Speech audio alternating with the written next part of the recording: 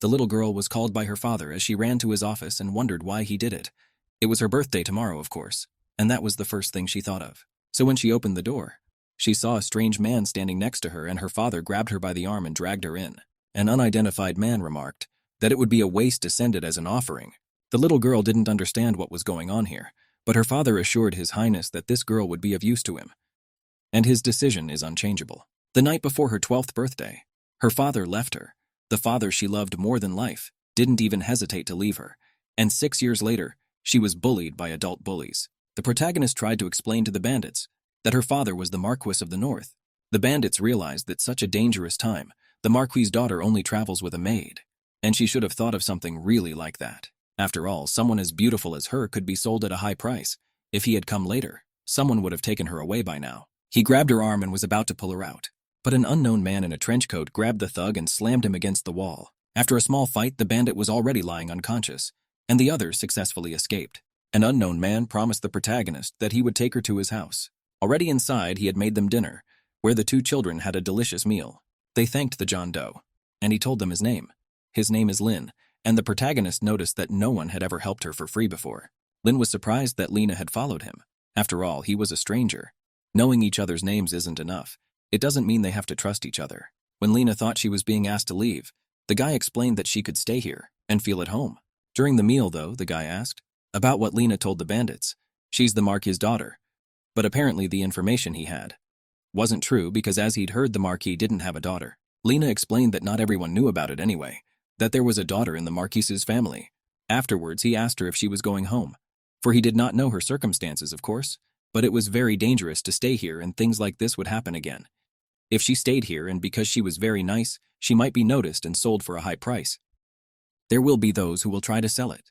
Looking at the girl himself, the guy realized he had scared her. He took out his knife and put it on the table, and told her to use it for defense if it was dangerous. He showed me how to stick it in his kidnapper. After the situation, Lena just laughed, and remarked that Lin was cute. In the night, Lin woke Lena up, and told her to hide under the bed. The bandit who wanted to kidnap the girl this morning came into the room. He ordered Lin to give the girl back. The guy pretended not to know what the thug was talking about. The bandit picked up a knife and pierced his hand with the stone in it.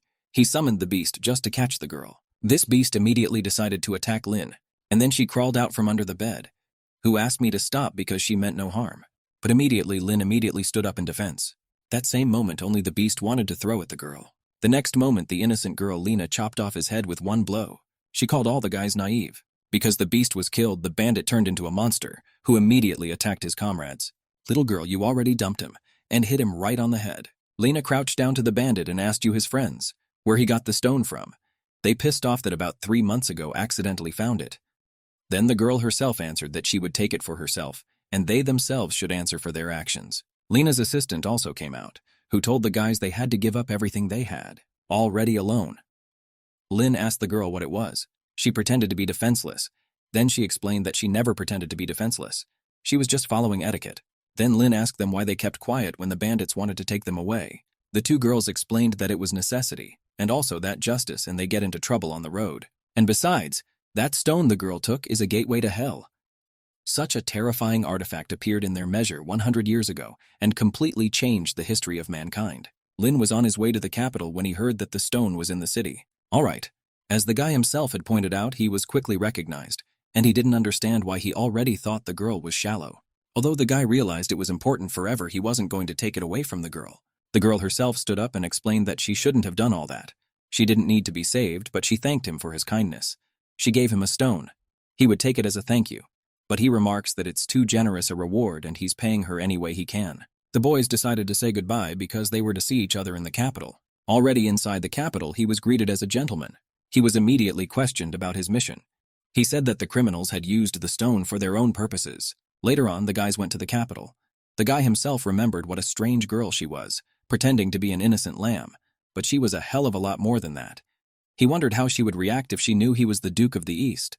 Lin asked his friend on the way to the capital whether the Marquis had a daughter, although the North was on bad terms with the East, but the boys said they had a daughter, but he heard she died a couple of years ago, and her name was Lena or Rena.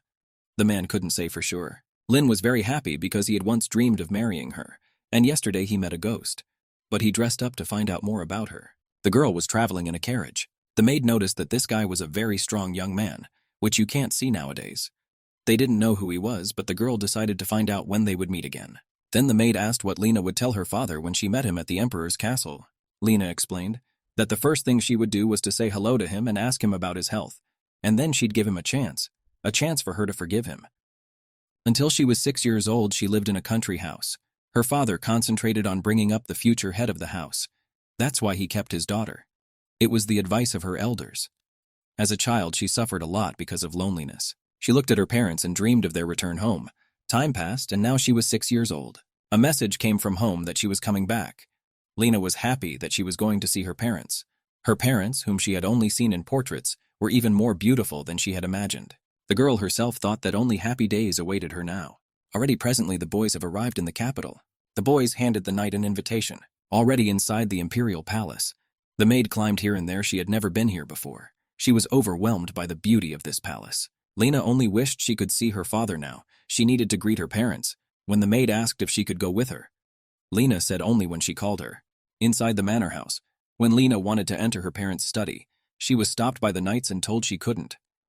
The knights just betrayed a letter from her father. It said not to use her father's wounds. He gave himself some advice this time, but next time he won't.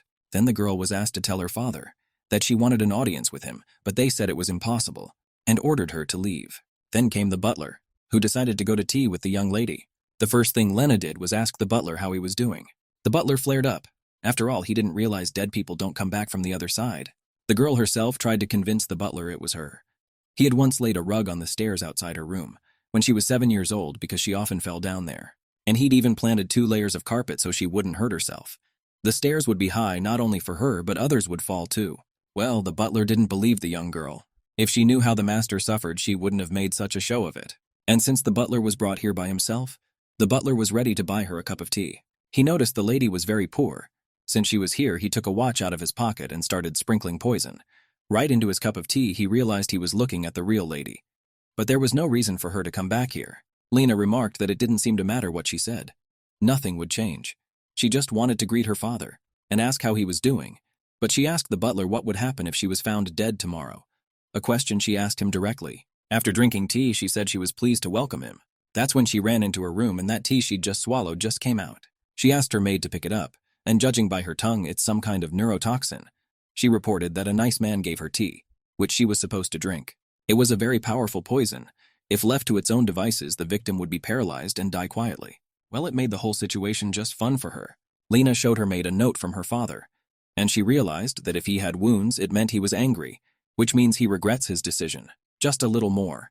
He would apologize to her. She was surprised that the butler really didn't think as she heard him slipping her poison, and after the words she asked him, his face even went pale. That was more fun. Then her assistant asked why Lena drank the poison. The girl replied that she drank it to realize that she was still alive, but even if she couldn't die, she could easily get sick afterwards. The maid realized that the butler would come to their room tomorrow, or that to check the girl was chewing or dead. Then Lena explained that the first to go would be the first to go, but the maid suspected that he might send an assassin here. Even Lena realized it was quite possible. Well, the guys agreed that we should write on the bed where we belong. It was already nighttime and the main character's entire body was on fire. The girl decided to go out on the balcony and saw that the banquet had been going on all night. It looked great and music was playing everywhere. She could have been there now, if her father hadn't sold her. But she decided to jump off the balcony and go inside the garden, where a secret meeting is being held. But a Lin appeared behind her.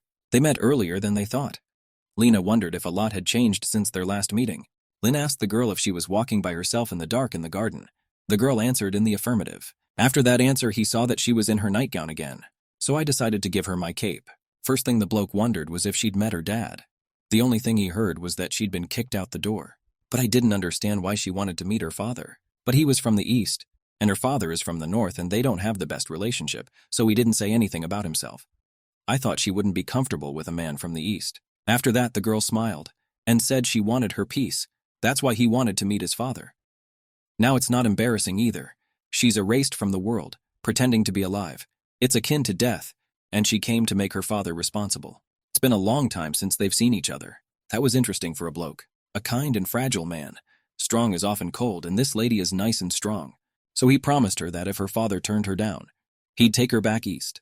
Lena noticed that when she was looking for the stone herself, and it seemed to be the end, Today she noticed that the guy was taller than she thought. Next time they meet, she should call him Duke. Realized he'd been quickly found out, so I told her to only call him that when people were around. He also asked how he should call her next time. She replied that when they're with someone they call her lady, and when they're alone together they just call her by her first name. The Marquis has received a letter from his daughter. It says the young lady sends her regards to him. She wrote that he must be wondering why she'd turned up after all this time. She was wondering too, why her father had done this to her, and if he told her she would listen to him, why she was here and what she could do. My father asked the palace what was going on here. The butler explained that she'd been fatally poisoned, but somehow she's still alive. Into the room came a little maid who brought information at Mr. Cloud's request. They say that the Prince of the South had Lena pinned down. The butler only heard that the Duke personally invites guests only of the highest rank, but for some reason the girl herself was alone yesterday. Dad wanted to know how she got out. After all, if she came as a guest of the South, this could end very badly. First, the humiliation and the attempted poisoning. And at this time, the Prince of the South was in the imperial palace. The protagonist came to see the Duke of the South. He was always surprised that the girl came without a letter.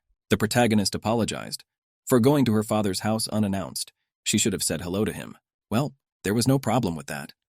The Duke replied that she didn't need to apologize because the girl herself was the most expensive mercenary he'd ever hired. The only thing that bothered him was why she was wearing a dress. The Silent War was a war against the dead that lasted a generation in the South. It was a war that began and ended in sepulchral silence, because the dead react to the slightest sound, just the sound of crunching and thin bodies, but the moment they hear it, everything changes. It feels like my heart's going to skip a beat. The Duke was trapped. He had no strength left here either. He saw the only knight. He didn't want to send him to his death. He couldn't even honor the fallen, and now he must watch this young knight die, and the final moment has performed a true miracle. Then he realized that among all the mercenaries, he had found the real true one. The only thing that interested the man was why the killer was wearing a dress, and if he was a girl. To clarify the situation, she'll say things she never imagined a man would say. The man began to realize that this was indeed a fact. The strangler had never imagined being a bloke himself. The girl apologized, which surprised him, and asked if there was no problem. After all, his lordship had invited a man in her. The Duke replied with a question. Why did she check on her father and what business she had with him? She told him she was his daughter, or rather the daughter whose existence complicates his life. The man realized that she seemed to be in a difficult situation. That's why he didn't ask about it, because the North would definitely start picking on her. And the girl herself probably did it without thinking of the consequences. Lena answered in the affirmative. Then the man asked what she was going to do. Did she recognize his position? But with a full smile, Lena hoped the Duke would protect her. The man had no idea the girl would want the Duke to turn against the North, but he can say no more. He uses her so she can use him. But if his business is interfered with, and the fragile stability of the South is shaken, he will not stand idly by. The girl said she's going to take it to her. Her victory will be their victory. The Empire of Gracia, founded by the first emperor. It arose on the fragments of a destroyed kingdom. The capital of the empire was the city of Grandia. Founded by the first emperor, it emerged from the shards of a destroyed kingdom. The capital of the empire became a city. The empire was divided into south, northwest, and east, and the royal bloodline ruled their region. East under the administration of the illegitimate son of the previous duke, and to his name he failed to add Gracius. Duke of the West was defeated in the war, went to the capital and took the title of cardinal. The previous duke is the present Cardinal Clavis. The Duke of the South went through a war and almost lost, but in the end became the winner thanks to the protagonist, and miraculously survived. North after the previous duke fell in the war, his firstborn took over his position and led the North to victory. Their old enmity did not subside even when the war broke out, and each thought the quarrel was very important. It had been over 100 years since the founding of the empire. The Duke of the North and the Cardinal were sitting in the meeting room. The Cardinal asked Duke Assel what happened last night. Everybody's talking about it. The Duke didn't know what the boy was talking about. Then he surmised that he was using the maiden to make the Duke of the North look like an idiot. So the Cardinal wondered why he did it. Then the Duke asked everyone else why they thought the North should accept this child as soon as possible and take responsibility. The Duke of the North was more interested in something else, why they were making him look bad. The Duke of Assel spun, but he had to behave in a manner befitting his title. The Cardinal asked why the Duke of the East was not here, but the Duke of Assel replied that those with slavery in their blood should not be here. Suddenly the Duke of the East came in. He was holding, and the bloke who hadn't said where everyone else had gathered until the last. Lin called all the guys a bunch of jerks. They didn't even tell him where they were going. They sat like rats and discussed plans. You could even hear them over the palace grounds. And the guy didn't want to behave with guys who act like rats. The Duke of the North didn't want to hear it all, so he decided to leave first. The rest of us wanted to. It's nighttime. Lin ordered his assistant to go back. They're leaving. Already in his room, the guy realized that maybe he had overdone it by calling the other guys rats. But he had no choice but to be indifferent. Let them hate him. But he realized that he'd been ordered to find the protagonist, and she turned out to be a guest of the Duke of the South. And this man despised him. It was useless. She was the enemy all along. An hour before the Dukes meet, the maid announced that she would not be silent any longer. Walking down the corridor, they saw an invitation right under the door, to the royal ball. But it didn't say from the sender. Lena realized she was about to be tested. After all, she doesn't know anyone at the royal ball. She doesn't know who sent it. But if they had good intentions, they should have checked in and greeted her. It was a test of her knowledge of social life. If she rejects the application, she'll be labeled an arrogant girl. If she finds a partner, she will be labeled a sly fox. So Lena started going through all the decorations. The fresh flowers were going to be great decorations, and an embroidered fan, and the lovely jewelry. After all, ladies never avoid a battle. It was amazing, even though it was the last day of the banquet. The cardinal was betting that this banquet would be interesting. The protagonist walked into the room. One of the blokes made a remark. He was amused because the little girl's a sweet little cash. She showed up without a chaperone, but she doesn't know anything about etiquette. But Lena just smiled, thereby shutting the man up. Cardinal saw it all and realized that she had taken those hands of hers and overpowered him. A crude strategy. But she could only count on herself, so he wondered how she would act. Lena and Cardinal's gazes met. A strange lady came to the butler and told him there was a girl here who hadn't been seen off. She ordered him to do something. Only the man wanted to approach Lena from throwing her out. With one movement, the fan of the protagonist threw him away. Lena showed the invitation. Looks like things are heating up. That should be enough. She doesn't know who set the trap, but thanks to them, at least she can show an invitation. But behind her came Duke Reuben. He asked the girl to dance and also thanked her for accepting his invitation, since she hadn't received an invitation to the dance yet, so she apologized and decided to leave. But the guy stopped her and said it was embarrassing to eat, so she should stay more. About the dance, she could dance with him. The protagonist didn't realize who was standing in front of her. All eyes were fixed only on him and were waiting for his move. The man ordered a glass of wine to be served. He immediately asked the young lady if she was going to drink before the dance. She replied in the negative. Then he did something else. He spilled it on her head. The man shouted that he shouldn't have refused the glass either. After all, he had asked her nicely. It was the younger brother of the Duke of the North Rubid. Now the protagonist realized why this guy had invited her. He wanted to highlight her girlfriend who was making a ruckus up north. He decided to wipe his face and asked if I could bring another glass. Only a man shoved a napkin up her dress, and she said that's what people who pay her do. All the people laughed as they watched her get embarrassed, and finally, for everyone, only that moment was interesting. The protagonist didn't know what to do in such a situation, if Waffles no champagne glass his face, or fight back. After that, she told me she was leaving. It was a defeat for her. She should have just shown up without all this. And so it all came back. She has to stand up for herself and not become like him. Today she's leaving everything behind. But no. She remembered the picture of a glass of wine being poured over her head. She wasn't ready to let him get away with it. There was a maid waiting for her in her room, who noted that the mistress had returned sooner than she thought. But she saw a wet girl who smelled of alcohol. She asked why Lena was in such a state. She explained that she would tell me later. She needed help getting ready. She'll go there again. Lena decided to wear her uniform. She realized that she shouldn't have worn a dress to fight the wild dogs. And the Duke's younger brother was discussing the girl. Cardina called her a young lady. The young Duke was disgusted. After all, the Cardinal didn't even know her. But after a while, the boys saw again the head Greek already in uniform. It was a high nobleman from the south, judging by the uniform. The girl walked directly to her abuser and asked him to dance. With a flick of her hand, the girl dragged him behind her. They both lashed out at each other. They can come to a compromise. The girl let him go. Whereupon he almost fell into the water in the fountain, but at the last moment she grabbed him. The prince wanted to hit the girl with a slap, but she was able to stop the blow with the palm of her hand. And with just a flick of her hand, she threw him into the water. The prince began to use magic. 100 years ago, the empire was in ruins, which happened because the tomb door was open. The dead dug for freedom, sweeping away all life in their path. The living were desperate. Nihil was the last representative of the fallen dynasty. She rose up and fought with incredible strength. With the strength with which she rose, she managed to save the world, and all living things. This power was called power. To each of her heirs who rule the happiness of the empire, bestowed this power with which she rose, and each duke was given the power. The younger brother of the north is one of those who have been given the power and the ability to use it. It's called destruction. Before he wanted to attack the girl, a man stopped him at the same moment. It was the girl's father. The palace where the archduke was staying in the north. He asked his father who the girl was, but his father said he had no idea. Father pointed out that if the prince himself had continued his studies, the imperial family would have staggered. If he got into a fight and defeated each other, they would be pathetic by now. The prince himself didn't realize how the southern marquis dared to bring a wench of unknown origin to fight him. The Duke of the South had lost all his children in the war, so he was sure his dignity had been shaken. After all, a common old man out of his mind who for some unknown merits sheltered the girl. I don't know how she got him. The marquise was well aware that the prince simply couldn't think, but this child was undoubtedly his daughter. Already at night, in the garden itself, Lin was sitting in solitary confinement. He remembered that a shiver had recently run through him. He wondered what it was about, but he remembered that the power of power had been used recently. After all, just think that someone wanted to use that power on something other than the battlefield. He'd like to see that idiot. He's got no brains. I've sat and waited for hours myself. I even made a joke of myself.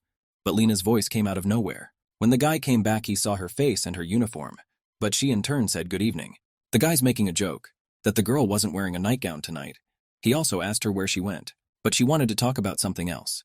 He knew right away that she was depressed, and something was obviously wrong, but she needed to say it anyway. Lena asked the guy if he had been waiting for her here all this time. He said that it was true that he had been waiting for her, but he didn't want to say goodbye without seeing her. He told her there would be no more night walks for her. He also asked her to forget that they had ever known each other, since he heard she was a guest of the Duke of the South. The girl tried to explain so she wouldn't be misunderstood. She wasn't hiding it from him on purpose, but he realized that the girl was a good person. But according to his position, he should behave inappropriately around her. A couple of months ago, the emperor gave the order to choose the most worthy among the knights and bring her to the palace. That's why the Duke brought her here. The emperor will give the order to expand the territory of the party. Relations between North and South and East are already tense, and they will meet in war. And the chance of them fighting each other goes almost territorial. That's why they're enemies with her. Lena took and put the guy on the bench, and said that's a trait all folk husbands have. The Prince of the North is a nice guy too. And they're friends. Lin tried to justify that he'd never be friends with him. But like he said, she came here as a representative of the Southern Duke, but that's no reason to become enemies with him. She doesn't want to be his enemy. Lin realized that she would not avoid it so easily. Then the girl herself also wondered why that was so. After all, he had helped her when he found out she was from the North. But for him it was different. She could get hurt around him. Then she explained that she could take care of herself if something like that happened. Then the man asked if there was a reason why she wanted to put herself in danger. She answered in the affirmative because she liked him. He owes her. He's the one who said he was paying her. So she wanted to continue the friendship. Then she'll take it as payment. And until one of them dies, they'll be friends. But the guy wanted to make one condition. He wanted her to like him more. At these words, the man was embarrassed. But the man said he wanted romantic feelings, and if she liked him, she should tell him about it. The girl replied that she didn't want romantic feelings, and it's enough that she just wants to be asked to dance. So I reassured him not to worry. Time will tell. The cardinal came to see the marquis. The marquis remarked that the cardinal could be seen by ordinary people, and he would usually appear that way. Then the cardinal replied that it was all right. He had prepared an apology. The marquis asked the cardinal why that child was alive. After all, he himself had said that it had not been possible to deliver her body. The cardinal replied that the marquis was cruel. And isn't he glad to see his daughter alive and well? The marquis was aware that this child had fallen into the hands of the Duke of the South. That's why he was afraid he'd get wind of their plans. The marquis told the boy it was too late to worry. His daughter had already seen the cardinal. It was him that day. But when their eyes met, she smiled at the man who had thrown her into the abyss of hell. She smiled a beautiful smile. The child they used as a sacrifice came back a monster, and his daughter came to the palace on her own too. That means she can stand up to them. Then the marquis would meet her to find out what she wanted, and she would answer him. Of that the cardinal was sure. It wasn't an order, it was friendly advice. The cleft just appeared in one day. It was a veritable graveyard of blood-colored sky and blazing earth. The cardinal arrived there hoping to gain the power that the emperor had in the cemetery. To make the power equal to that of the emperor, he secretly escorted many little girls to the cemetery. Wanting the emperor's power is treason, and the fact that he sold his daughter isn't the only one of his secrets. His real secret is that he's forbidden, that he's also involved in treason. Duke of the South asked the girl what she was doing tonight. Heard she had a conflict with the Prince of the North. The girl explained that she had defended the honor of the South and quite successfully. Herzog informed the girl that today she would be introduced as a member of the delegation from the South, so she should be careful. Today she will be summoned by the emperor as a member of the delegation, so she should listen carefully. The boys came to the hall meeting.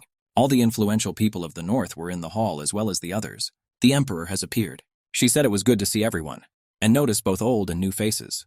Today was a joyous day. The history of their empire began 100 years ago. Her Majesty decided to expand their territories. Her Majesty's decree states that the territory to be included in the empire is the land of the dead, the tomb. In other words, the tomb and the land of the dead must be incorporated into the empire. Before ending their meeting, the Herts of the South thanked him for defeating the dead, and he has the right to wish. The only thing the man asked was to reward her child, who had shown her bravery in the defense of the South. The Emperor asked the name of the protagonist. The Emperor rewarded the girl.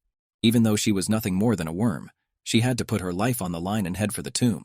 As the girl was on her way out, her father met her and asked her to give him a moment.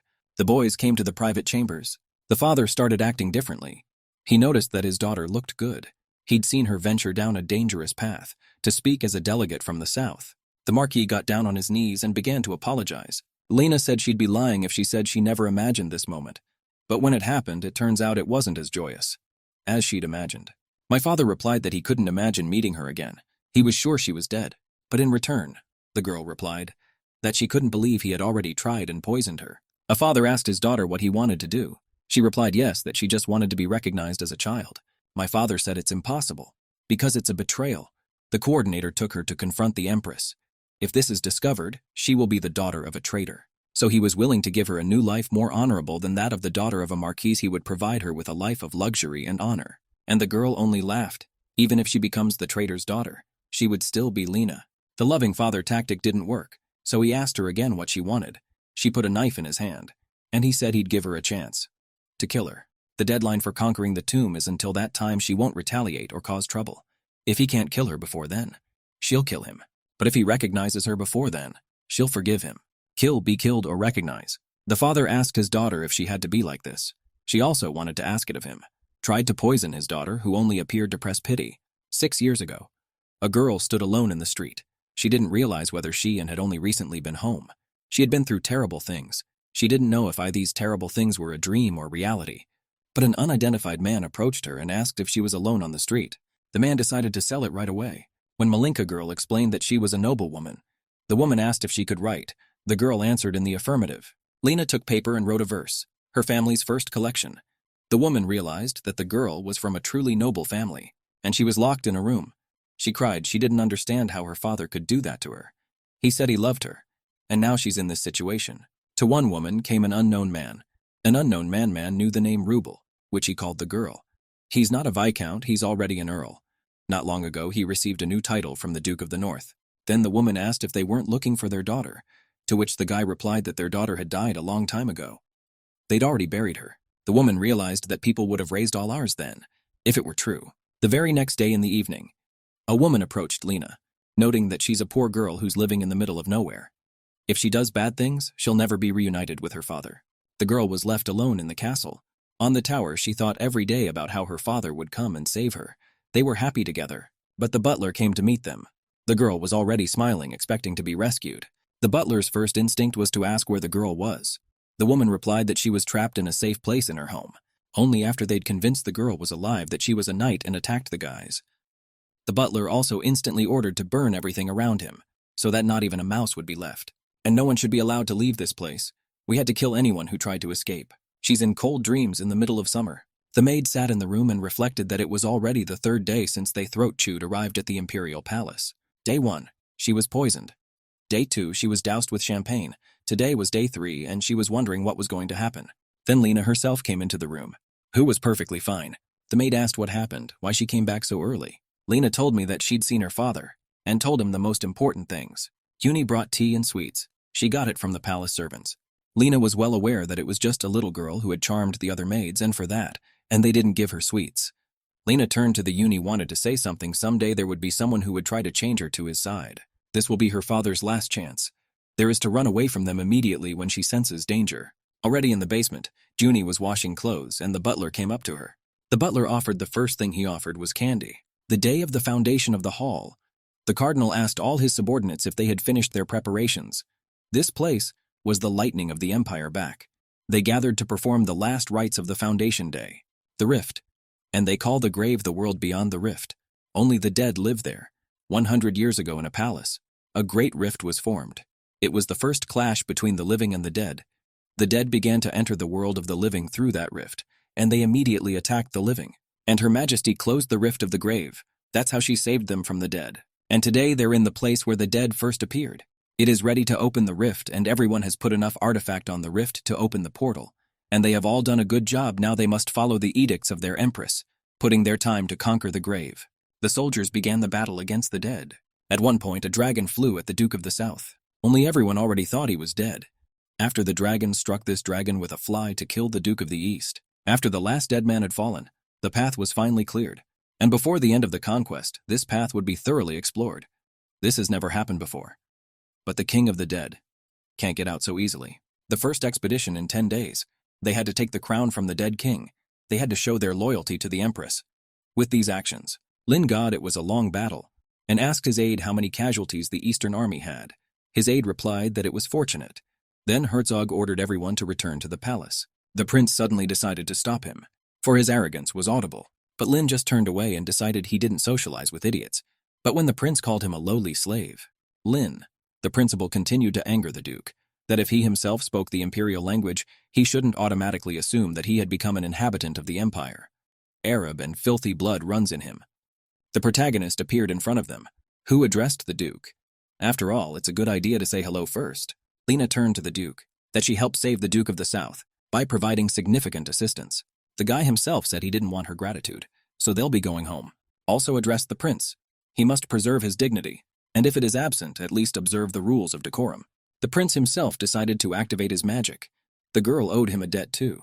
That boring Herzog had pissed him off anyway. Then the cardinal came to the prince and told him that the dog must be trained. It's not an easy task, but the proposed training can be used. The cardinal has ordered him to finish, for his older brother is on his way back. Stay alone, coordinates asked the girl. Isn't that funny? Thanks to constant training, he himself does not realize that he is a dog. The cardinal grabbed her hand and told her he missed her. Then the girl replied that it was burdensome, if he thought they had become close to me after a few meetings. The cardinal laughed at that. After all, after what she said, and he really wanted to get to know her. But the girl said she wasn't interested in him at all, slapped him on the arm, and she walked away. Already in her room, she had changed and was looking at her new dress. For just when grief came, she decided to leave again. Then Lena herself asked to pretend that Uni didn't see it. Then the protagonist herself will turn a blind eye to the fact that the little girl is eating candy so late. Then the little girl reminded herself that the butler had given her the candy, so she did as Lena said. Because then she offered a second option, that if it was safe, we'd have to get close to a person. And now the little girl thinks she will run into him often in the future, because she didn't know what to talk about when she met him. Then she should have told him everything the butler would be interested in, except her night out. Lin and Lena were taking a night stroll in the garden. The boy was amazed when he saw the girl's uniform. After all, she was from the southern lands. Then the girl replied that she too was surprised when she saw something, that the guy was being naughty. I mean, either way, they're talking about dogs and they're cute. Lena also wondered if the Herzogs themselves were involved in the conquest of the tomb. The boy didn't answer that he would have to. After all, she herself would be traveling as a representative of the South. After all, she had originally been invited on those terms. Of course, Herzog didn't doubt Lena's abilities, but he was worried about her. Those Yugo knights looked confused, though the Duke had heard they had a lot of combat experience, and so he was worried. After all, the battle would be different from the battle on Earth. Then Lena replied that everything would be fine. He really has nothing to worry about, on the contrary, and she is glad to meet him. The house, where she spent her childhood, 6 years ago in the West. She was asked if she'd ever met the undead, for she had to look down. Below her was the land of the dead. The Empress is the only one who made it back alive. She was interested in that place. That's why the cardinal sent them there. But none of them returned. So he decided to find a girl who looked like the Empress. He took it in his hands and wanted to throw it away. After all, if she comes back whole and unharmed, we'll become as powerful as the Empress. He would be waiting for her, so he asked her to come back. After all, it's okay if she decides to get back at him. Already in the palace itself, near the open gates, the knights were standing there. The prince wondered what the hell was going on. They'd really done it. Coordinator wanted to reveal a secret. That time stops in the tomb. It's like it's frozen there. Or it's more like going round and round in circles, so the time spent inside is different from theirs. Finally, it was the East's turn. Lin decided to go inside by himself. Then he ordered the others to stay where they were. Inside, the guy realized that if he looked at the crack, he'd go crazy. He got on his horse and started running. Something tingled on his skin, but the silver ring didn't react. Something came at him sharply, and it was a prince on his horse. In the palace of the South. The protagonist, along with her maid, came to see the Duke of the South. She wanted to ask him something. What had happened to the Southern Knights? Where had all those involved in the mad war gone to? The man sighed. subsequently turned out to be as cruel and as herself. They are rectifying the situation in the south. Now Lena understood why the squad was all new recruits. All of them, however, were not from noble families, so the man gave her a list of candidates for knighthood. When she opened it, she saw that surely all were distinguished. But the third son of the family, the fourth son of the family, and the adopted son of the family, they're all scum. And they're going to die anyway, so families get rid of them. And if they don't have any, they get them installed and sent away. Least favorite, abandoned children, like the protagonist herself. Herzog replied to let her think what she wanted to think. But you shouldn't consider them rubbish. As the commander of the southern troops, she has no right to abandon her parents, and he can only trust her, and trust her to forget about those children. So if it was his will, she did as he commanded and would restore parts of the south. Already on the southern military range, the knights told the girl to leave. They didn't see her as a commander. Then the protagonist replied that the Duke of the South had recognized her for the post, and they dare to disobey his orders. The knights didn't trust the girl herself. It's not clear where she came from, and she's so young. Besides, she's a woman. One soldier got angry at the way the protagonist was behaving, so he drew his sword and decided to attack her. The prince is in the tomb, ordered the Duke of the East to leave, or he'll eat him alive. Then the boys replied that the prince watched and didn't choke on trying to bite off more gnat he could swallow.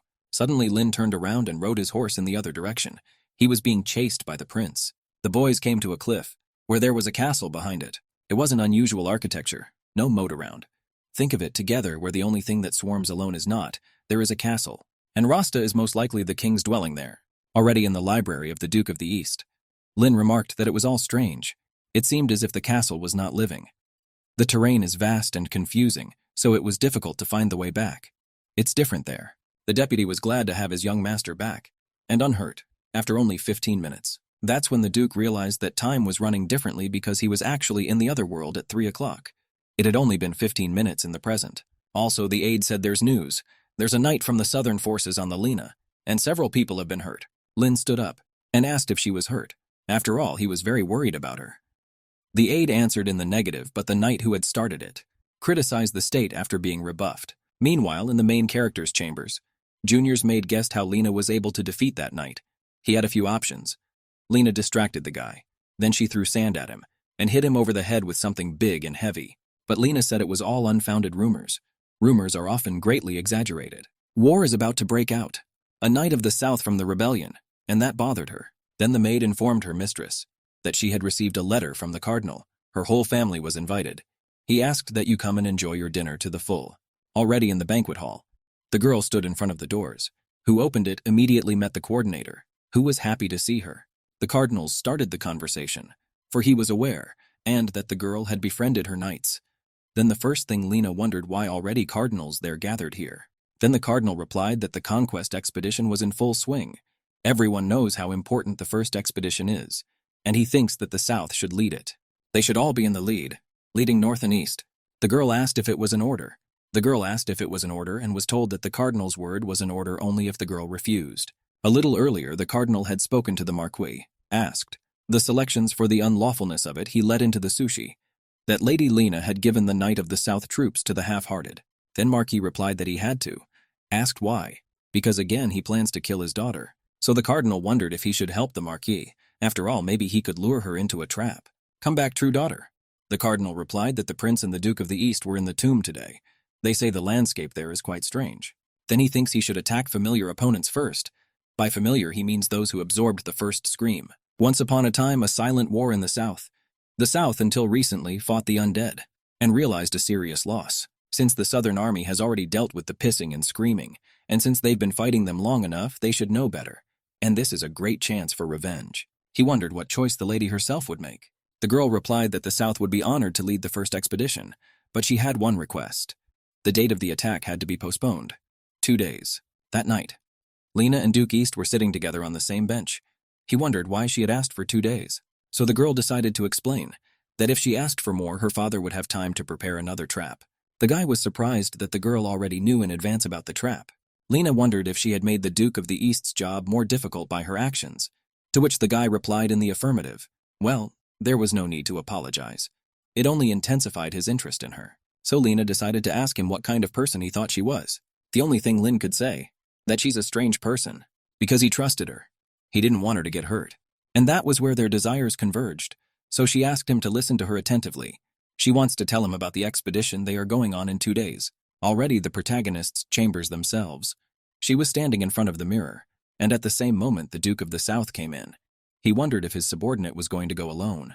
On after the positive answer, he realized that it was Lena who was the first and last who would have thought of who. Lena explained that going alone was an honor. The Duke couldn't believe it. And even if his troops are a mess, she doesn't have to go it alone. She has to lead her troops. Then the girl moved closer to the man. She adjusted his clothes and told him that she had to trust him. He agreed because he didn't understand her either. He'll see what happens. Her victory will be his. The palace. The girl walked straight to meet the cardinal. He wished her good luck. At last the cardinal remarked that soon the empress's greatness would reach new horizons. Lena went inside. And that's when she met the monsters, which she had already prepared to kill. There's a book in the Empire that tells the story of the crack. The story of the empress who entered the tomb. Biography. Out of the abyss, what is anger like thunder? Appeared what no one had ever seen before. The empress is the last of her kind. She went in with a blade in her hand. At the end of her journey were 5 kings who had long ago left the world of the living. She asked them who they were. They said they were her ancestors. When she asked what this place was, she was told it was a tomb.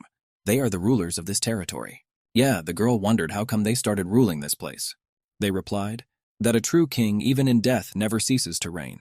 Death is not beyond the reach of their desires, and they longed to return to the surface and dominate it. And they wanted them for themselves. They were driven here by the inexorable flow of time. They never betrayed their inheritance. They will return to their former glory, and men shall serve them forever. Those creatures let out a strangled scream, without nose or eyes, not pouring in every shore.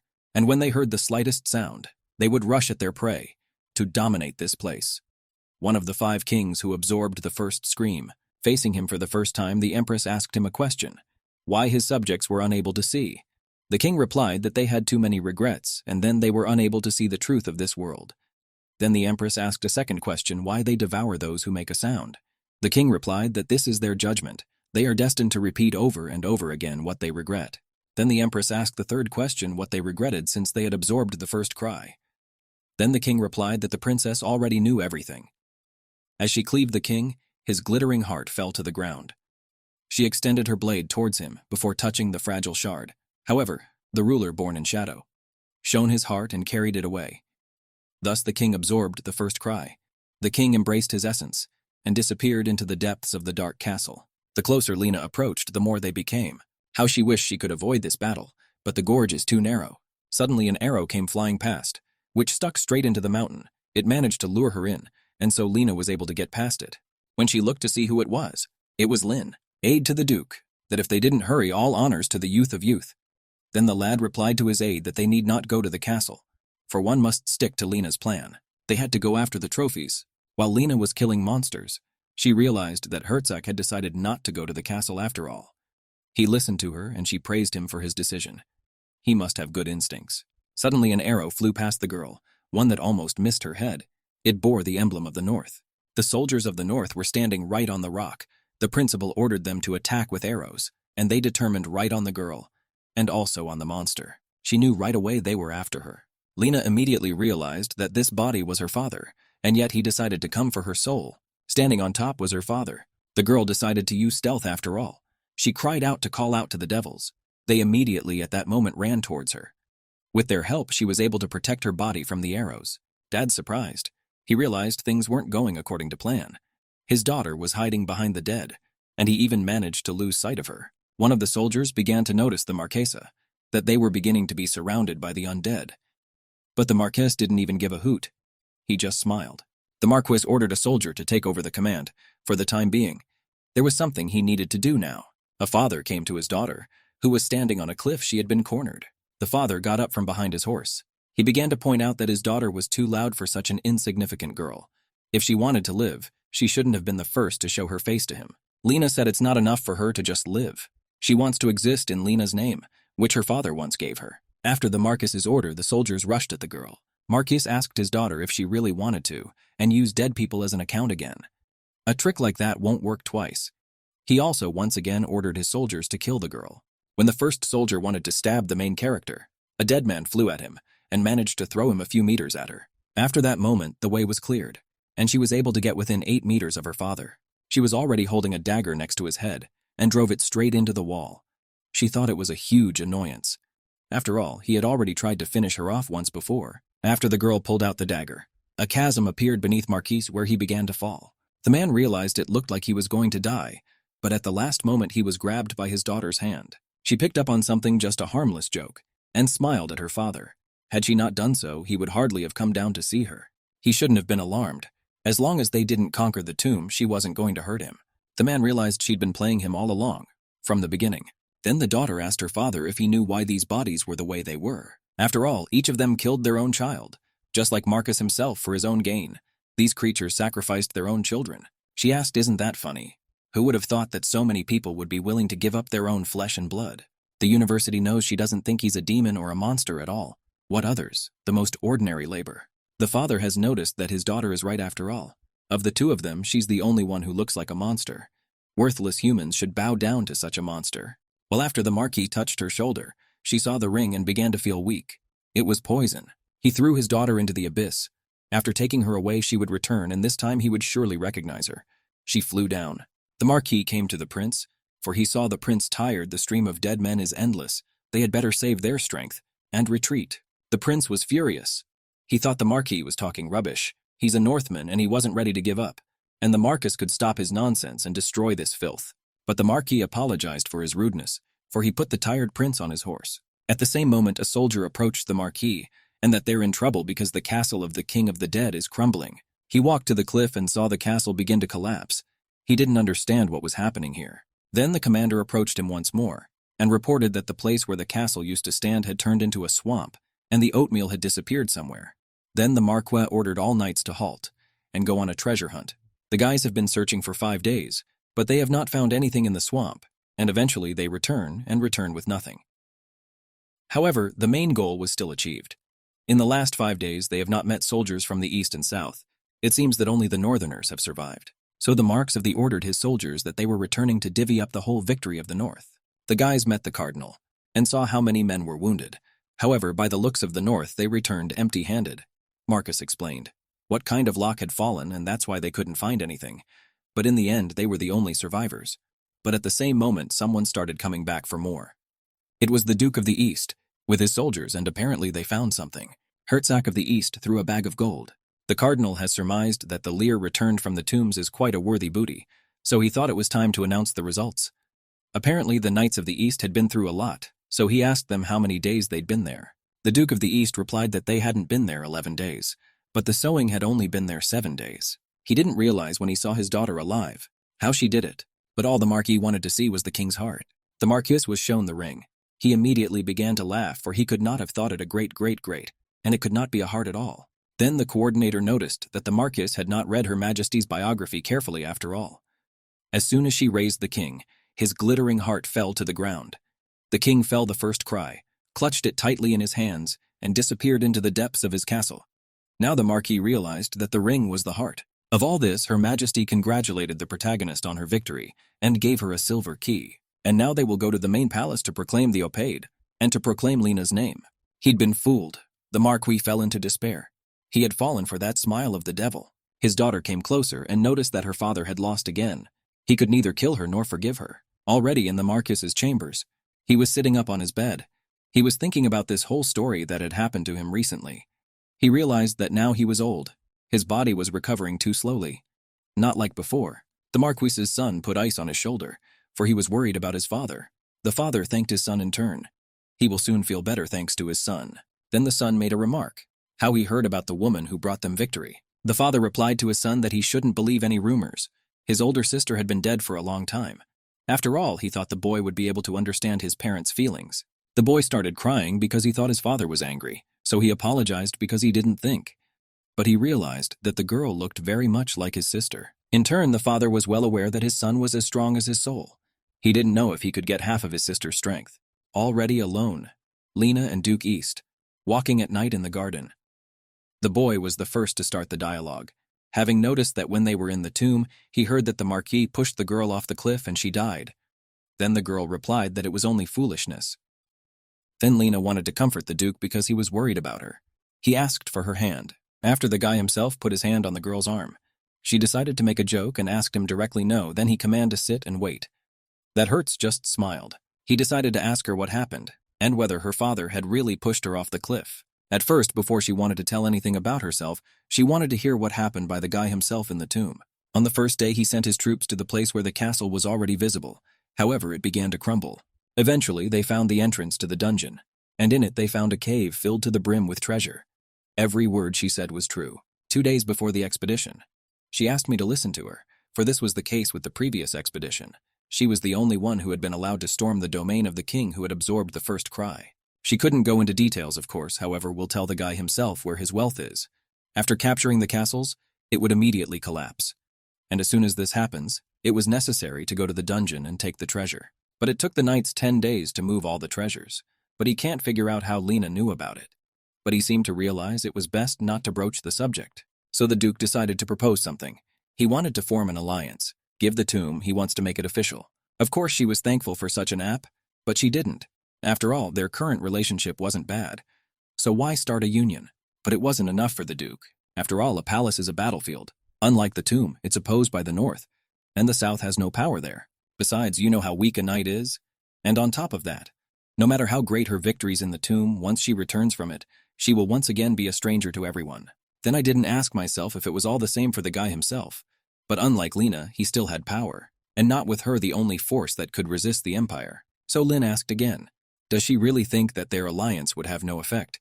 She only smiled and answered that of course their alliance would be useful, but she didn't know how to use it yet. Of course she was right. After all, Lena was ready to manage on her own, although he had noticed that she shouldn't follow this path alone after all. For Hertz wanted to be her at times. These words touched her. She rose from the bench and asked him directly how far he was willing to go for her. He was willing to go as far as she herself was elderly. Then she took his hand and asked him if he was ready to be her bridegroom. Well, all the guy did was pull his arm out of the girl's grasp. She remarked that his reaction was rather rude. He apologized, of course. But the girl herself made him call out. However, he didn't realize what her offer meant. Then Lena asked if Pomo was not a common practice in the making of a union. The Duke pointed out that it is.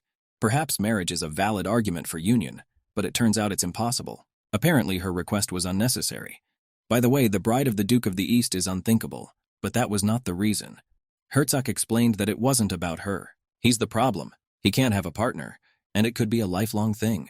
Lena explained that she had no intention of making her his partner once the expedition was over rather than break off the engagement. The Duke was shocked. Really think they'll marry the Duke of the Eastlands who values tradition? Yeah, and at lunch, a promise to keep forever. So he asked the girl if she thought the engagement could be broken off so easily.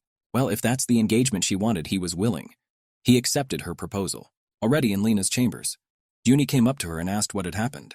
The maid can't believe her mistress is in such a state to go for a walk. Her father's face was filled with poison, and Lena herself almost died. The maid asked, how was the walk with the Duke? After all, Lena has been talking too much about the border lately. If the Duke blabbed, it'll end too badly. No one must know anything about it. They'll get in trouble. Well, even if they have a hard time, Lena has nothing to regret. After all, you'd think Herzog would just want her to tell him all the secrets of the tomb, and when he offers her an alliance, she's embarrassed. She doesn't want to give him the chance to stab her in the back.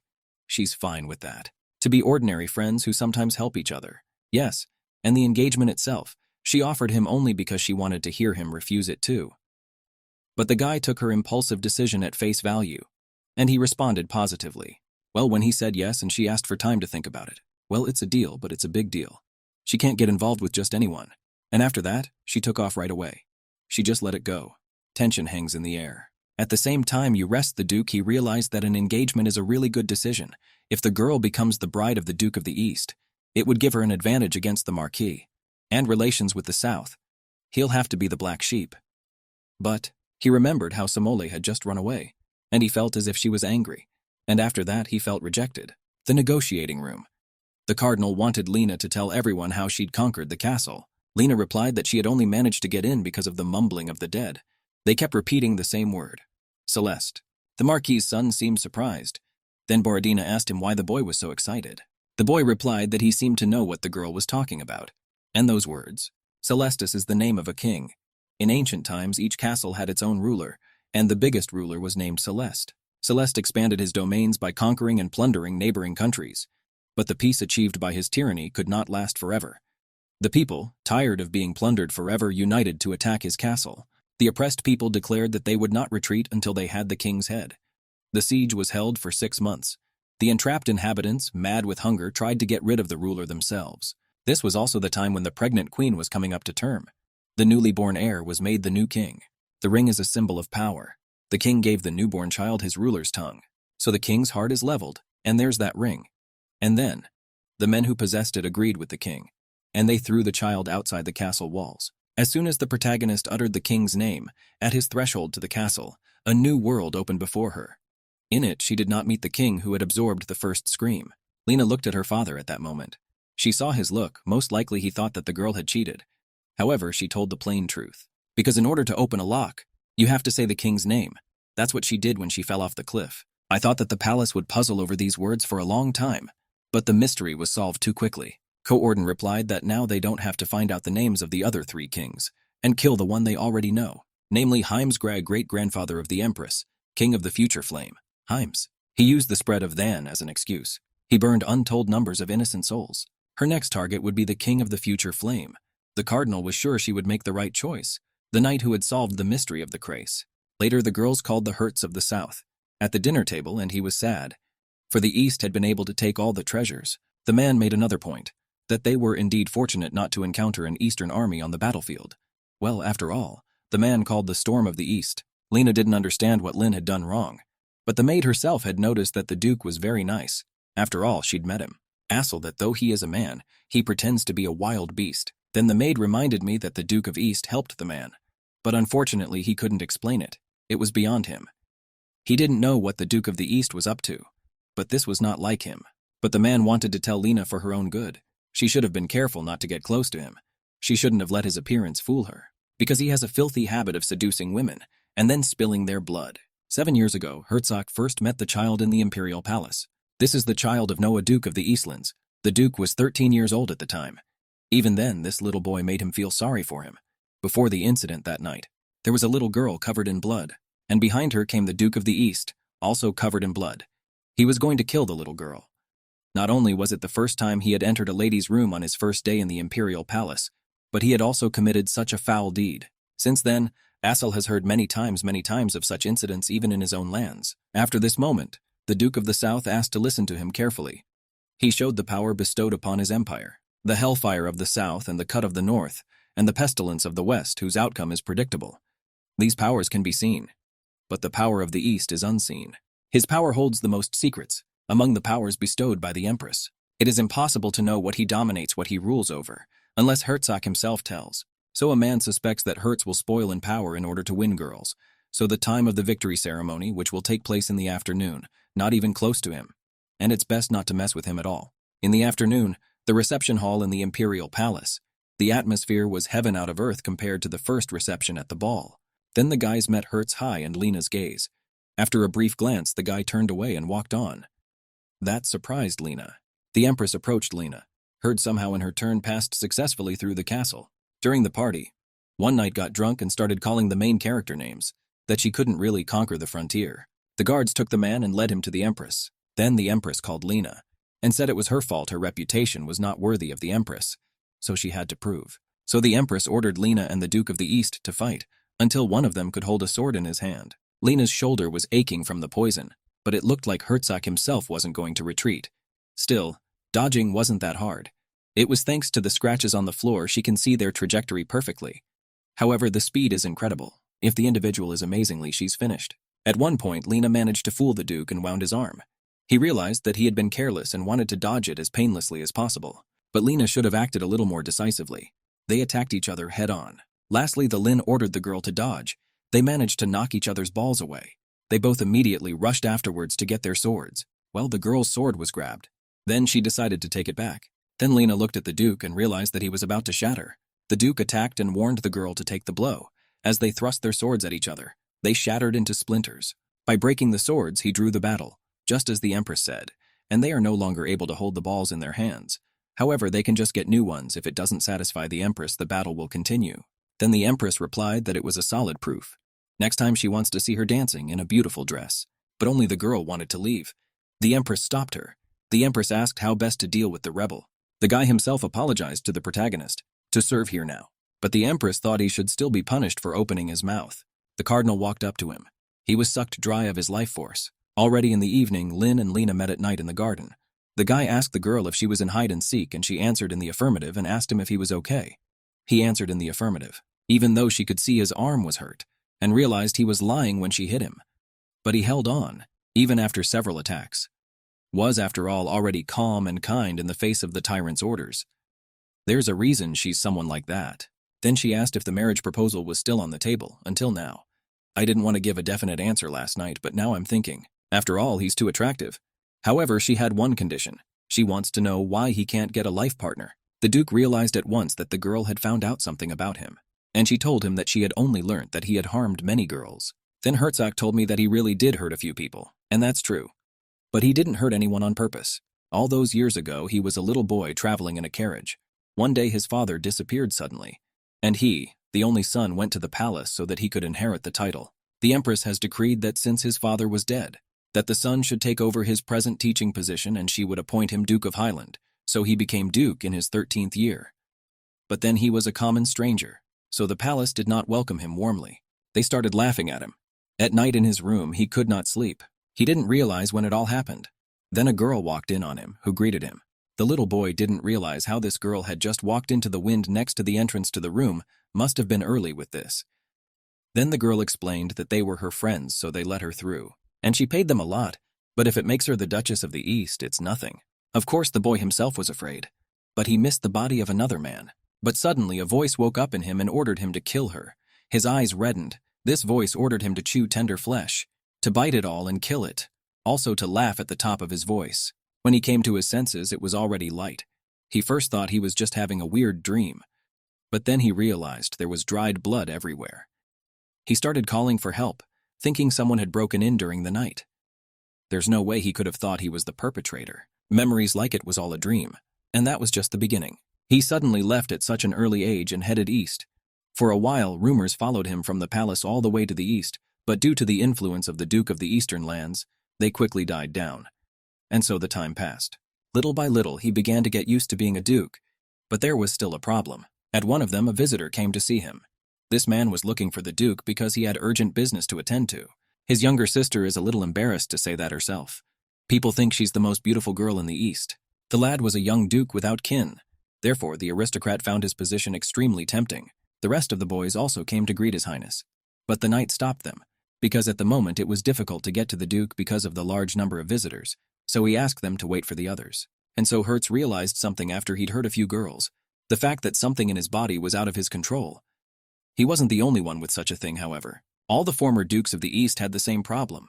When he felt someone's love for him, he felt an all-consuming sense of sadism, which caused the beloved to be killed, which even led to deaths. Once he realized this, he decided he would be alone forever. The fact that one day a loved one could die because of him, it's scary. The girl had heard of this disease that made a person afraid of having his head chopped off one day. It was the same disease other people had, and it was very similar. Then Lena explained that obsession with execution is not a psychological illness. It is the price of power, second Ravana the Empress. Already in the Lord's manor, the prince lay on the bed and screamed. After they had failed to conquer the tomb, his madness had returned. The maid came to the Marquis. The maid came to the Marquis and told him that the medicines had run out, which he himself had personally given. The Marquis went inside. He realized he was obsessed with the execution. Since long ago, the Prince of the North has suffered from a psychological illness. They manifest unconscious thoughts that their fellow servant relatives will soon slit their throats.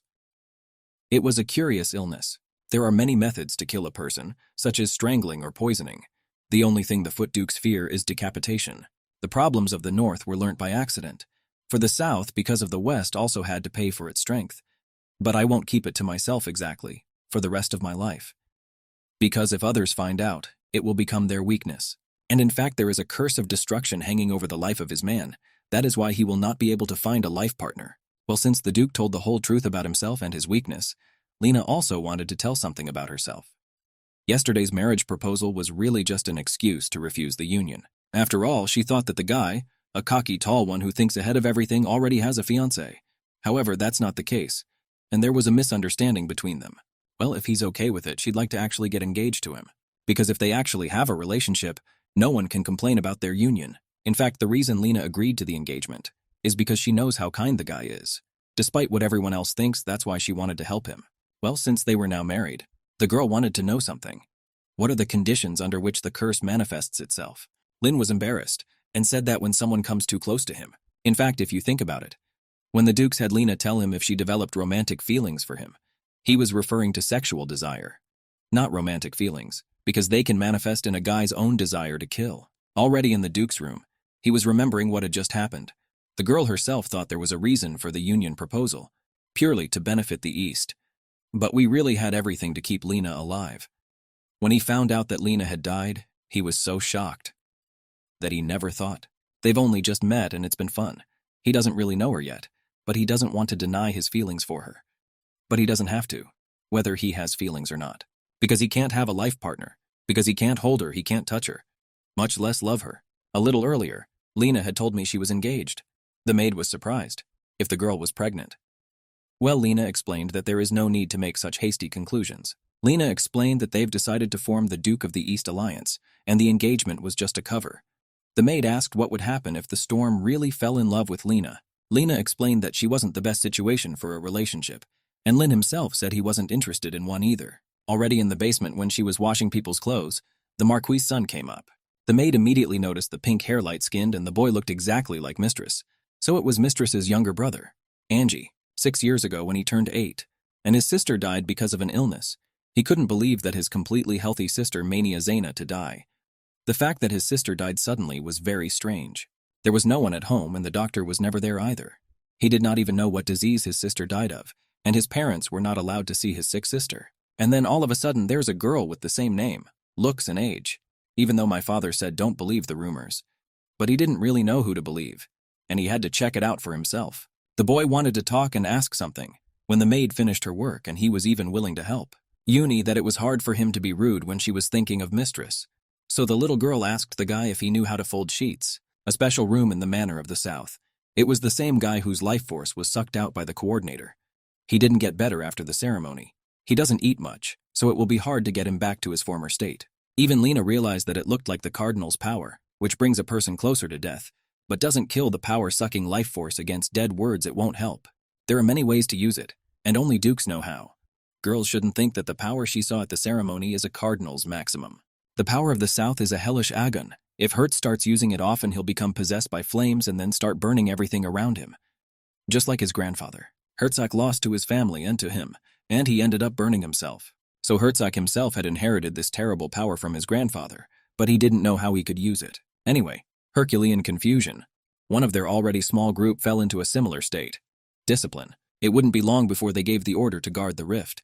So Lena was a little worried. But the man asked her if she could stand guard. The girl replied that fighting is one thing, but defense is another. She can't do everything by herself. Lena stepped out into the corridor. She was escorted out by a knight. The knight asked if Herzog constantly gets angry at the mention of the high point. The reason why the Lord reacts this way is Lena herself. After all, the master wanted her not to be his daughter. At first he was surprised and thought Lena was a man, and he was surprised to hear that I was the daughter of a marquis. It would be one thing if she were a common noblewoman, but she turns out to be the daughter of a marquis. That's because the Lord is bad at showing his intention, so it wasn't apparent from him. But the knight feels that he's too dependent on the girl, and the master never speaks of his actions. But that doesn't mean he isn't. He is very worried that the girl might leave him if she gets on well with the Eastern Duke. Lena, if she becomes part of the South, will probably be treated like jewelry, and Duke Yoga would be the best father in the world. But she can't. So she warned the knight that she would never betray him, because she knows what it's like to be abandoned. The cardinal invited the girl to tea. The cardinal grabbed the girl's hand. He was very much agitated as to why she was not interested in him, why she wasn't making any inquiries about him and who he was. He wondered how far she had gone. Cardinal was curious how she became like this, because as a child she was always trembling with fear, and she was so sweet. She followed her father around like a docile puppy, begging for love. She'd been thrown away like rubbish. The girl intercepted the cardinal's hand and left him. She came closer to him and asked him if he wanted to recall the affairs of bygone days. You should not even try to provoke her. You can't make her angry. But suddenly the coordinator laughed, meaning he apologized for his behavior. He stopped Lena before she left. He asked her to sit down. The coordinator had a request, so he called her here. He asked if she knew what the date the 30th of July 87 was. This is the day Her Majesty judged in the line. This is the day the poison was planted. It is obvious. With a corrupt government, treason is inevitable. The Empress swallowed the poison but did not die, and attempted poisoning. organized by the cardinal. He admitted it. It was treason, he did nothing of the sort. That was the day, through a bloody cough, she said. The Empire shares his pain. She will make the Minutemen see him, and execute 87 nobles and 7 officials and 30 services. This happened on the 30th of July, the year 87. But it's strange. The stuff they slipped her could kill a bear in a couple of seconds. She had to die. When Lena inquired why the cardinals had done this, he explained that the empress wasn't staying long. He was just trying to speed up the process, to put a really strong ruler on the throne. That's when he reminded Lena of the poison her father injected her with through the ring. It was the same poison, and she didn't die either, just like the empress. Now that he'd confirmed his hunch, the cardinal asked him to make it official. To kill the empress. She's had a lot of hardship in her life, and with suffering, so she hid her heart from senseless torment, because she was tired of everyone cutting into her. Yes, it makes her stronger, but it also weakens her. She was well aware of that. However, she realized that even if she was wronged, she didn't have to return the favor. The little girl who was all traveling was approached by a woman maid, who decided to ask what the little girl was reading about. After they had chatted for a while, the maid told me why she had come here, to say goodbye. To the lady, her nanny never came back. Thanks to her, Lena had learnt what love was, but it's all right because she still has a family, she hoped. All she could think about when she got home was that she'd never be alone again. She deserves to be loved like everyone else. Her family is her father. And when she finally met her parents, the thought that she hadn't made her cry, and so on. The night before her 12th birthday, her wires. One was traveling together in a carriage with the cardinal. The little girl, of course, didn't know where I was taking her, or she asked me to tell her. The cardinal took the little girl by the face, then he was outraged that a little child had been brought up so badly. Of course he knew her father was lousy, but he didn't expect it to be this bad. The cardinal told me that the girl had been sold at a good price. From then on, she just followed his orders in silence, and the result of it all was a deep red rift. Lena, when she found herself in the tomb, a multitude of undead crept up on her. 4 large and dark shadows were seen among them. They called this child food, and these hideous creatures were evolving over it. She immediately fainted from the bruise. Then she thought it was all over. Despairing, she began to recite poems from a book she had learnt by heart, and suddenly a white mist enveloped her, because she was reading a poem. Then the feeling of fear disappeared. She thought she was dead. She saw with her eyes closed, these are his memories. Etiquette lessons and dancing. Everything she worked hard for was for nothing. She thought that if she worked hard, she'd be loved, like Lena. Such a short and stupid life. If I'd known this would happen, I would have finished that book. She had been told that a girl didn't have to be smart, so she read mystery. She wanted to read as many books as she could. But now it was over, her miserable life had come to an end. But suddenly the little girl questioned why she was still not dead. When she opened her eyes, she saw the same creatures standing in front of her. She was still scared, but she didn't stand still. One tail still managed to envelop the girl. Instead of strangling her, she froze in place again. If the girl moved, so did they.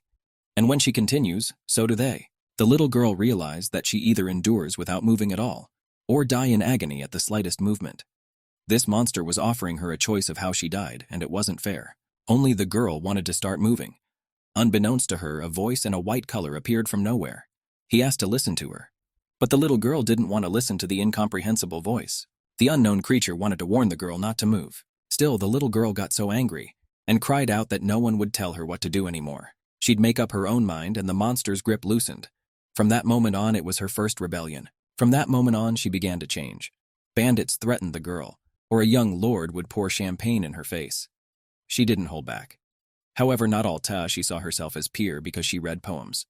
They were her favorite in her childhood years. And that's why she won't pull his hair out.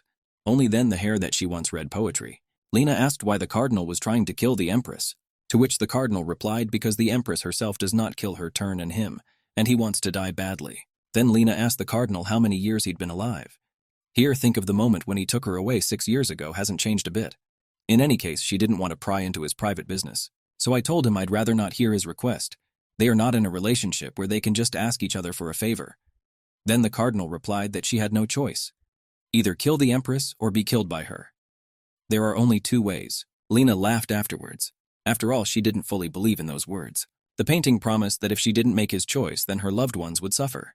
After all, very soon he would tell Neil what was wrong with Lena. Before she left, I decided to give her the gift the empress had given her. It was the silver key she received after conquering the tomb. The empress's gallery key was a great honor, and the empress herself has asked to come next Wednesday, so Lena must see her then. Lena's been inside the tomb for 12 years. After her Greek, the undead grabbed her again. The way that the unknown entity was able to destroy the undead.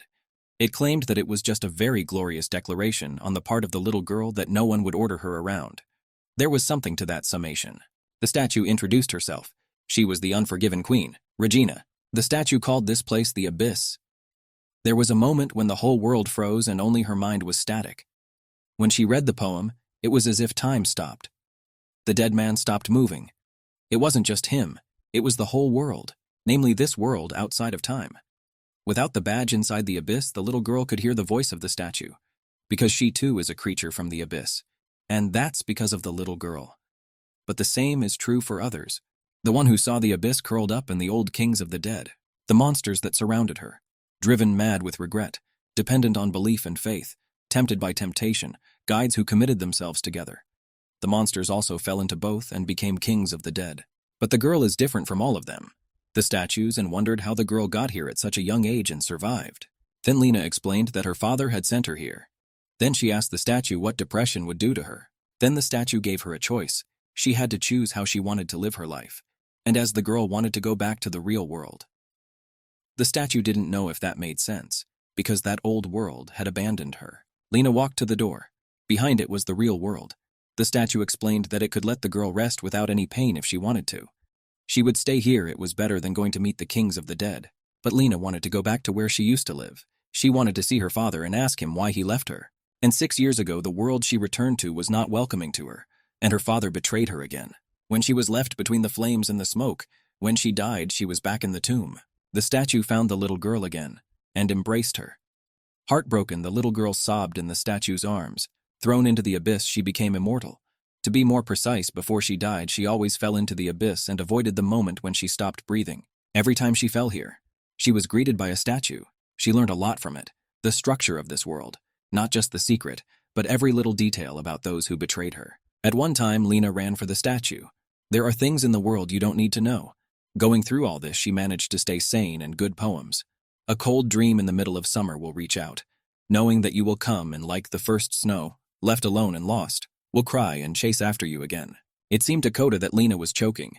She quite remembered those lines and could relive everything. She was inevitably sinking into her loneliness. But she didn't know if the truth was lonely. There is another lovely and powerful poem. One unlike the cruel world, and a man who reminds her of a poem. The last poem she treasures. Lena asked her mate where he was going. He said he was going to the palace. She was just about to go there too, then suggested that we go together. Lin was aware that the South couldn't defend the rift at the moment, so he asked Lena why she had come here. The girl was about to go inside the rift. Then the guy decided to go with her. After a while, the boys did arrive at the castle. The undead came at the boys, and the Duke of the East tried to kill him. So then she warned him that he couldn't do it. He couldn't kill a dead man. Therefore, it's best to just avoid them. These creatures detect enemies with their eyes and attack in groups, ruthlessly burning all living things. Then bringing an army here would be suicide, so they had to do it on their own. Suddenly the guys were flying one undead, and Lena decided to cover Herzen high up with her body, thereby getting wounded. After Lena took off the clothes that had burned, more insects started flying towards them, but suddenly they stopped attacking them. Or rather, it looked like something was chasing them. A rift appeared above the sky. It was a carpet, where there was something that looked like a flag. An unknown voice shouted that it had found its bride. After that, the protagonist found herself in a black dimension. She realized that only one person could do such a thing, the only one who could call her a bride. After walking a little further, she saw the fields and inside the tent. Inside lay the Duke of the East. He had ordered Lena not to go near him, but she did. Because she was worried he was hurt, he grabbed her. He had an awakening of madness, which he kissed her greedily. After that, Herzog bit her neck. Already inside his subconscious, Herzog tried to struggle. He remembered the warm embrace, the touch. Oh, didn't want to hear this nightmare. Later, he woke up on the carpet. Duke immediately noticed that Lena's lip was early. He immediately realized that he had done it. Lena herself borrowed the Duke's shirt for a while, for it showed us back in time to clothes that were completely torn. His eyes turned red, and he dropped everything in there. That's how she explained it. So she had no other choice. Nothing to wear but to vault her shirt, yes, and stop the guy. She laughed and assured him that nothing had happened, but he saw the wound on her lip, and he started apologizing. She started to calm him down because she knew he hadn't done it on purpose. Besides, he didn't hurt her, so he shouldn't have gone to all that trouble. Coda Hertz inquired if she was. She replied that they were in the territory of the king who stole many hearts. Dead men in the form of snakes and dragon that once flooded the east, and a king to rule them. Then Hertz himself has never encountered them. Lena explained that she was lured into the kingdom, and it was her fault he wanted to steal her. They had a fateful connection to that king, but she was still looking to meet him, but a little later. But he was all ready to be thanked for showing up first like this. Abruptly, the boys were attacked by snakes, but suddenly a no canceled their attack, joined their man, and the king himself appeared. Lena warned that if he flaunted his life like that, he'd be understood even if he was hiding. The king has changed, and he noticed that he never did. He's just made up his mind that Lena will pay attention to him, that's all. The king was aware that the girl had given her heart to one of the kings. The empress, and he was only concerned for her well-being. After all, the other kings want revenge on her too. Then Lena replied to the king that he would hide in the bushes every time, and was only looking for an opportunity to take revenge on her. Concerned for her well-being. That's obviously a lie, but it's a mess. A purple mist enveloped the boys. Lena grabbed a Duke and they ran together. The last time they ran, they realized they were running around. Looks like they were trapped in this place. But since they'd broken away from the king, they decided to get some rest. Lena didn't know how long it would take, of course, but she felt it would last a day or two, so if there was a chance to rest, it would be better to do it now. Well, since she was uncomfortable lying alone, she asked the agent to lie down next to her. Lena decided to tell that the king and she were called bride, because he had decided so himself, but it was only a fateful fate that bound them together. After that, Hertz was more interested in hearing what the fate was. Then Lena asked if the Duke knew who the apostates were. 100 years ago, when the dead showed up, a movement by the power of the dead, there were people who began to serve the dead. The empire declared that such people had betrayed God. They called them apostates. When she was 13 years old, she was targeted by such people. One of these men strangled her. Then she died and went back into the tomb. In the tomb itself, a statue had already met her. The little girl herself was already dying for the 5th time this year. That was why she had better start a new life. Even the statue has picked up on the fact that it's weird that a little girl is constantly being targeted. Which girl noted that everyone who found her was out of their mind.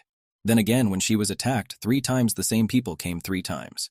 And 2 of those times were completely. Your eyes were unfocused. No matter how much she kicked and bit, no reaction. And they breathed like snakes. The statue was surprised. Then she replied that she was a little girl after all, put an eye on a shadow monster. The first time she came here, a man came and offered to make her his bride. He said that if she didn't sata his concubine, he would come and cut off her head, and he seems to have taken it into his own hands as well. The king had a talent. He could use it to manipulate other creatures, and now he was manipulating people to bring her to her grave. The girl was desperate.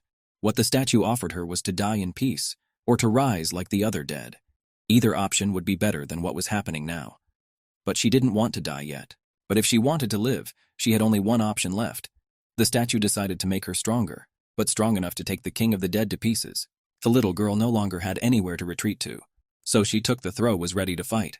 After 3 years, she became strong enough to fight. She attacked the king, and at last she was able to defeat the king who stole many hearts. She gave him back his heart and left. And he got his heart back, began to be reborn. He got angry at the little girl. He threatened to kill her. And after that, she killed him again. What happened to him and what happened to the statue? And also, what happened to her father? Everything right now was the bloodiest moment of all. When that king died for the 7th time, the king of the Serpent King began to weep. And when he started to die for the 13th time, he started crying.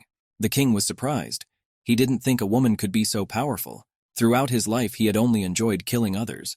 But it was the little girl, his darling, who gave him the pleasure of death. Then Lena thought she should call it a day. It had been 3 years and 6 months since then. The Duke won't believe what she just told Lena. Of course, because she couldn't tell him everything. The hardest thing for him to understand. The dead were once people. Or rather, they're people now, they're just dead. Then Duke asked how old Lena was now. She was turning 18, and she's an adult. Then he interrupted her, and said he wanted to ask about the age of the border. There was a little girl in the border for another 7 years. Then she was now not 18 but 25 years old. And this confused Herzen even more. She was much older than he was. He never told anyone. But all the girls he liked were older than he was. So he wondered what was going on this time, as expected. His tastes hadn't changed. As soon as the guys relaxed, the snakes attacked again. Lena said there was one way. They could kill all the snakes. The Duke started discharging points and immediately realized something was wrong. They're just pouncing on them. But he's not trying to kill them. But suddenly Versa started going crazy again. He began to be ruled by the king himself. Herzog realized that the king had originally tried to take control of him, but he didn't know what to do again. If he lost control of himself and hurt her. But suddenly another snake appeared and attacked the little snakes. Lena immediately realized they were saved. She helped the Duke up and asked her to come to her senses. After all, they had to get out of here fast. Suddenly, the king became angry and destroyed the snake behind which a black-haired woman appeared, which Hertz saw himself at the last moment, already in the laundry room itself. The Marquise's son had remarked that it is said that the Duchess of the East had a very rap character, and it was said that even the dukes avoided her. She was so outstanding, is one of the first to suppress the dead. Dan's East and unsuccessfully quelled a rebellion. Then the current duke is her son. The previous day at the palace, Lin came out of the rift and asked for new clothes to be brought to him at once. After that, he went straight back inside, and he brought Lena, and rumors began to circulate that he had his cape on and on and on as a member of the South. That's what the kids in the basement were talking about. Rude asked the little boy not to rush his. After all, the couple themselves can't say what's really going on between them. As Uni stepped out onto the corridor, she ran into the palace with whom. Silently, she walked onto her room. That time in the Duke's study, he was sure he saw Najia. She was also the invader who had so ruthlessly, on his homeland, on eastern soil, and that fleeing murderer, who killed his adoptive parents. He is as a prisoner in the imperial palace. The woman herself approached the boy and told him that she was his birth mother. He couldn't believe it, so he jumped out the window. Then he woke up in bed, and when he woke up and she was gone, and so the Duke wondered how she'd managed to become dead. In fact, he had never before believed that his empress had been chosen by a god. But he didn't believe it. He was only pretending to follow her. The power given to them by the empress, though it could be called God's blessing at the bottom. She was strange and not sacred. Like Lena said, there's a curse behind the ability. Therefore, there was no way it could be a blessing. That power that the king used on him yesterday adorned many hearts. The same dominance was evident, as is the power he wields. As far as he knows, the powers of dukes and dead kings are similar, if the power originated from the tomb. He didn't know what it meant to conquer the tomb. He wondered if Lena knew about all this. A lady who knows a lot of things, knew the whole truth, that he couldn't get to. One homeless woman. It was raining outside and the guy himself picked up on that. It was time for a night out. Well, Lena wasn't going out today, so maybe it was raining. Well, she's just as tired. But the worry was that Herzog would go out for a walk and she wouldn't be around. When the two girls decided to go to bed, the maid gave that it was all unfair and wrong. Since Herzog is the husband of the mistress, then tradition should be kept and the maid should call him master. Suddenly there was a draft, which opened the window. That's where the maid saw the Duke, standing there all wet and waiting for Lena. Lena saw it and jumped over the balcony and made her way over to him. He in turn saw this and grabbed her in his arms. Lena came down to earth and asked what Herzog was doing here. It's raining so hard. Lin explained that it was raining and he was afraid that Lena would go out for a walk. Lena offered to come over to her place and dry his clothes if he didn't mind. A towel was brought to the Duke. A little later in the room, Lena remarked that she wanted well that the fire was still burning in the stone. Herzog started to wonder about that little maid, because just earlier she ran away screaming that she would sleep outside so the guys could have a good time. The members said that Uni was more her friend than a maid and now she's taken on that role, just for a little while to help her. Herzog started talking about how he'd been thinking about the tomb all day and wondered if everything he knew about it was fake. He thought Lena knew the truth, so he came here to ask. But he wouldn't ask until she told him. She probably has reasons why she can't talk about it. Herzog realized that if he'd met her earlier, she would probably have been hurt by him and run away. That's why he's glad he met her now. The next day, the maid ran into the room and saw both of them sleeping in each other's arms, already inside the church. A priest approached the cardinal to give a report. The research they have done on the relics brought by the Eastern Army, it has been proven that they belong to the Queen. And also they had another report say that the Western Raven has become suspicious. He considers the most dangerous of the apostates to be on the side of the dead. He appeared about 3 years ago and took control of the ruined West. The North has tried to capture him several times, but each time he survived, stopped by the Empire's worst feats. Residents of the Kama boundary are starting to worry. Kardit realized they should be even more diligent in seizing the border. That way, the dead people in the West wouldn't disappear on their own. You're living in fear on the Western border every day now, aren't you? The cardinal asked that they only pray. There was hardly any time left anyway, since the indifferent god had finally heard his prayers. In the chambers, the Marquis asked the butler about his daughter. As the butler himself had heard, the girl was on a reconnaissance visit to the tomb. She went there with the Duke of the East. It's also dryly rumored that their relationship is rather unusual. The butler also told me about the Marquis's son, that he was always going around with Lena's maid. The father realized that this puppy was going around and forgetting that in this way I was constantly stepping on my own tail. Lena is his only daughter and the proof of the betrayal. The daughter tells him to reveal the betrayal and ask for forgiveness. No matter how many times he kills her, she keeps coming back. He thought he was at a dead end. But after recovery, he realized Lena didn't take revenge on him or accuse him of anything. The unexpected return of his daughter is certainly a crisis for him, but it's also a huge opportunity. He can keep killing her until they take the tomb. And if they don't, there's the option of asking for forgiveness. In that case, he'll have a daughter on par with the Duke's. In the South Palace study, Herzog showed portraits of men. When Lena asked why he was doing this, he explained that they are portraits of all those who are of marriageable age. He himself would write a marriage application if he found one who would be to his liking. It's obvious that Hertz hates Lynn. In fact, she didn't know I came here until after the meeting to tell me I'd fallen in love with the Duke himself. Of course, it's not real. It's pretend. But for some reason, her heart grew uneasy. An engagement is just a way of helping each other. She wanted to help him that day, when he exposed his weaknesses to her. Because he's a kind man, she felt sorry for him. Then those feelings, sympathy. She informed the man that she was already going to marry the Duke of the East. Assel kept shouting what a bad Hertz of the East, lured the poor girl in with his smile. Lena realized after listening to his words that he just seemed to be worried about her. And she also wants to clear up the misunderstanding about the East Duke. Would later want them to live happily ever after she left them, so she replied that she understood his concern. Lena told me that the Eastern Duke is quite cautious, so he said he wanted to take care of her, and if His Highness would allow it. She thinks she and the East could complete this mission together. After all, the Duke of the East and their side.